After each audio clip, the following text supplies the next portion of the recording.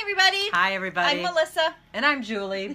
And we're back to share passion. Passion. We're so excited about this one because obviously this is our passion, is to teach everybody about this stuff. So thanks for joining us. We're glad you're here. The last 2 episodes we talked about anger and how anger is on the same continuum with passion. So we decided that we better talk about passion as well. You know, have you ever heard red with anger, red with passion? They are the same color vibration. Yep. So what Melissa said too, it's on the same continuum. There's really a fine line right now between anger and passion. Mm-hmm. And so that's why if you haven't viewed it, go back 2 videos, start watching those short little videos and get familiar with what we were sharing about experiencing the energy of anger, because that literally gets you right into your passion. Yep. It's the doorway. Yep, exactly. So, and I feel like that's like a hidden secret no one really told us about. No, nobody told me that when I was growing up. And that's why so many of us have felt lost, wandering around, I don't know what my purpose is. I don't know what I'm supposed to do here. Because I know that was true for me. Right. Because we did not allow ourselves to feel, we didn't know how to really feel our anger. We would become it, but we didn't feel it. Mm-hmm. So going through the process and experiencing anger like breathing is really a way to stay in your passion. Mm-hmm, exactly. Think of all the ways that you've seen people, or sometimes it's on TV, where you've seen people where their passion gets out of control and it turns to anger.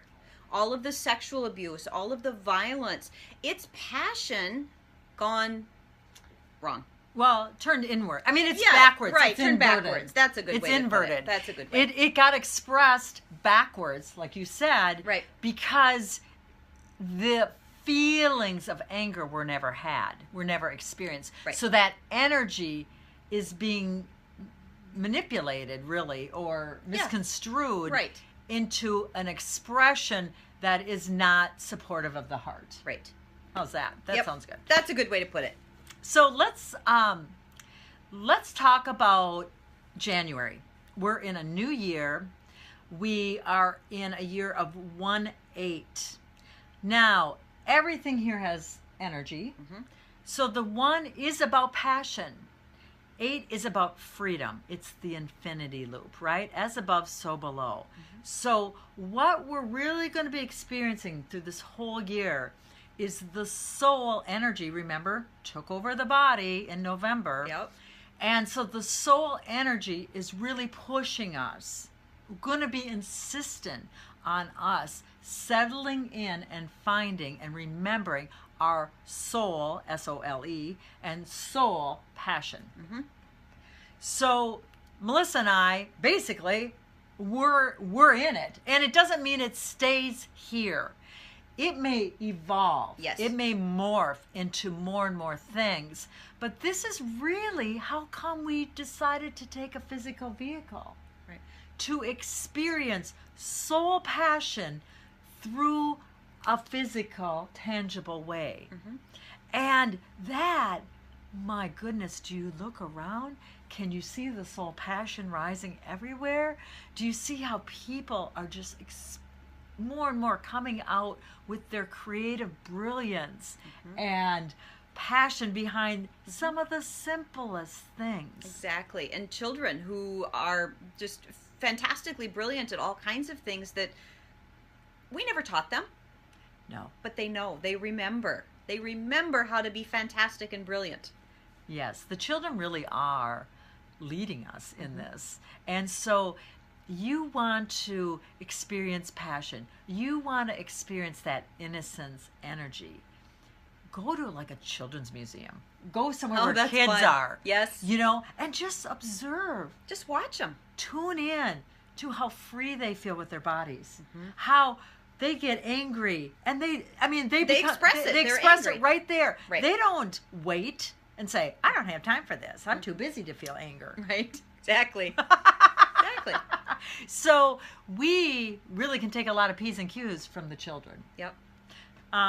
So this passion is the building block, really, for our new earth we are embarking upon. And it is imperative for passion to rise. Passion is what creates changes. It's someone becoming passionate because they felt angry enough about a current situation that they said, I'm going to do something Right. to make it different, Right. to change it. Right. Now, can you imagine 7 billion people on this planet getting into soul passion? What a different world we're going to have. It would be just revolutionary. Absolutely. And if you've never experienced your passion, which, you know what, you're not alone. No. No. You really aren't. If you aren't clear about what it is a process. We, as a human, want a checklist, and we want to say, did this, did my anger, did that. Well, there might be more. Right. Or it'll come back around. And so one of the things I share with how this energy of emotions, because you can't talk about passion without emotions. Right. It's a hand in glove. So one of the things, this is how I see we used to do emotional energy. So we have an experience, and with that experience comes energy of emotions. Yep. That's what they're meant for. That's why we have experiences here.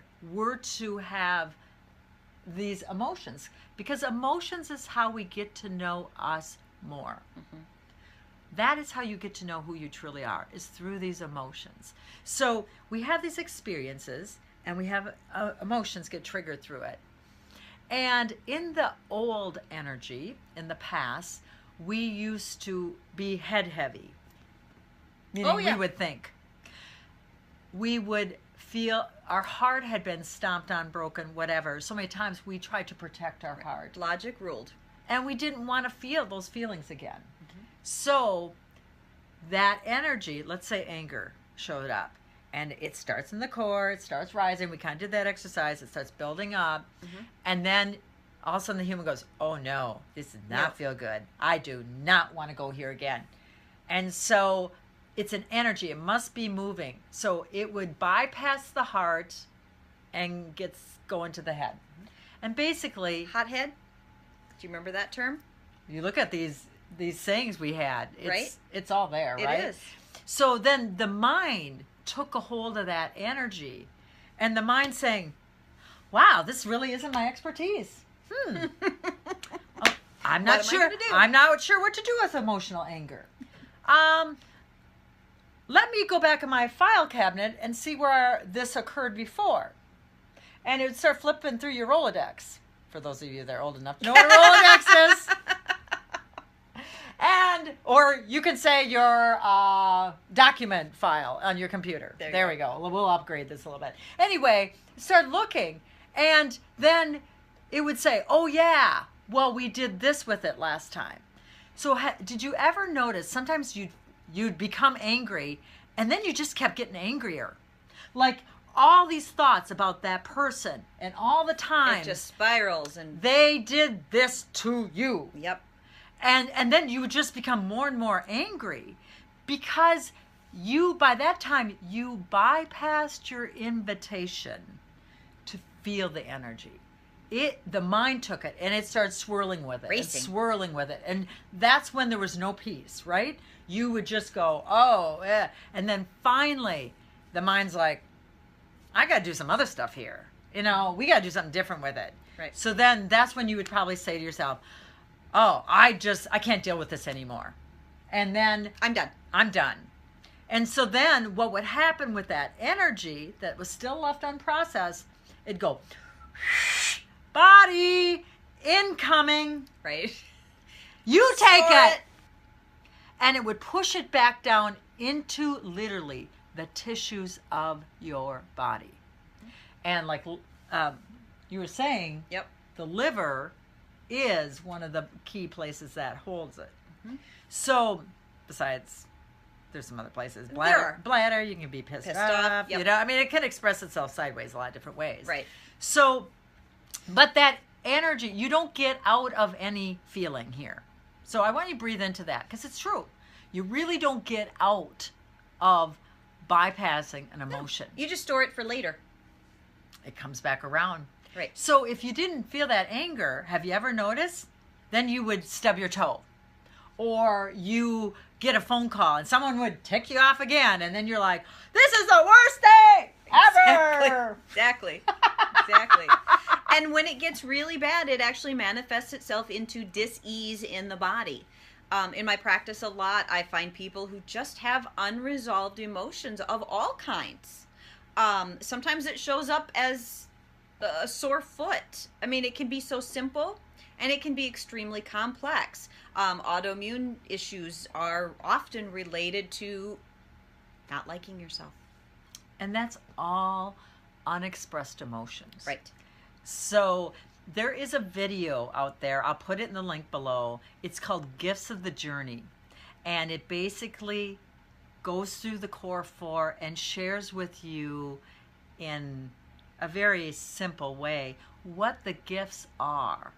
And that video was actually meant to elicit the remembering of what emotions were really here to do, what their job was. If you can change your perspective on them, they're just another tool. Yes, exactly. So we hope that this has supported you in remembering that anger can be a friend. It's really not as scary as we were led to think. Correct. The heart is like, oh yeah, I know anger. I can do that. Right. And also that you can start moving into this soul passion month more fully. Fantastic. Well, hope you have a wonderful January, and we will see you again in February. And share the passion. Thanks. Bye.